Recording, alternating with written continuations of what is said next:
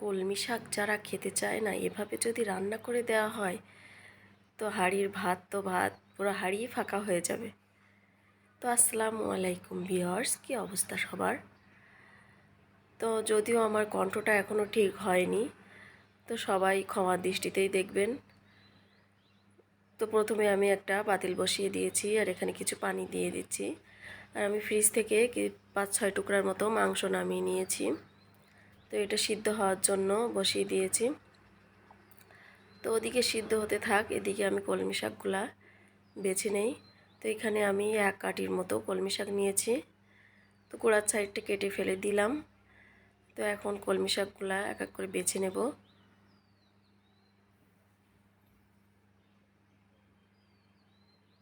তো এই যে কলমি শাকগুলা বাছা শেষ, এখন ভালোভাবে ধুয়ে নেওয়ার পালা।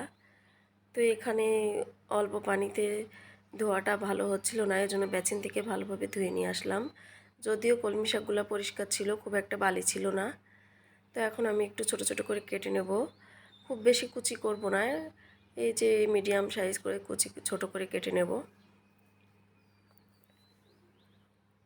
তো আমার কুচি করে নেওয়া শেষ, এখন আমি শাকগুলো বাটিতে উঠিয়ে নিচ্ছি।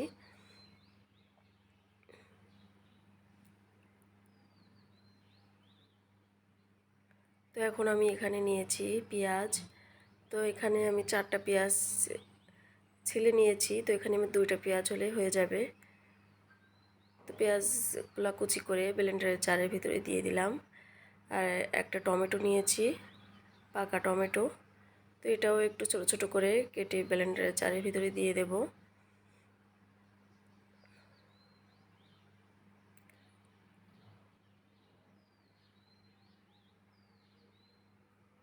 তো এই যে টমেটোটা কুচি করা শেষ, এখন আমি এর ভিতরে দিয়ে দেব লবণ, হলুদের গুঁড়া, কাশ্মীরি লঙ্কার গুঁড়া, এমনি লঙ্কার গুঁড়া দিয়ে ব্লেন্ডারে এটা পেস্ট করে নেব।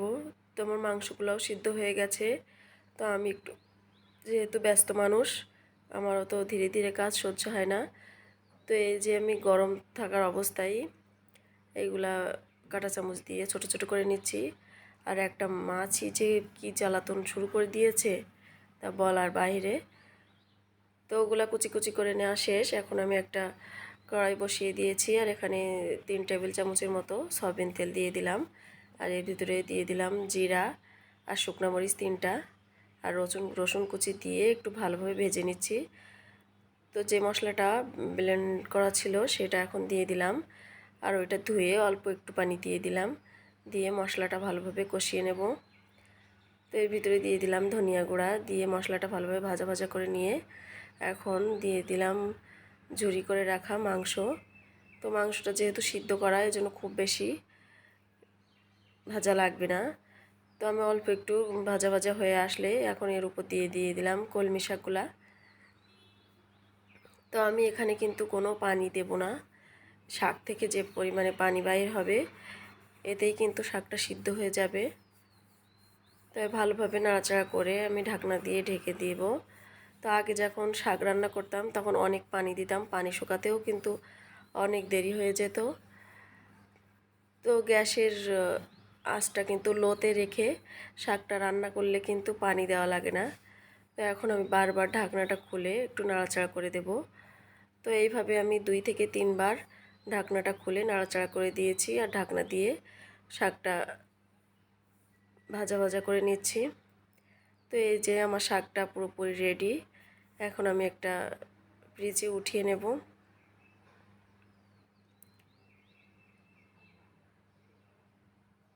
তো আমার শাকটাও কিন্তু সিদ্ধ হয়ে গেছে, পানিও দেওয়া লাগলো না, শাক থেকেই কিন্তু ভালোই পানি বাইর হয়।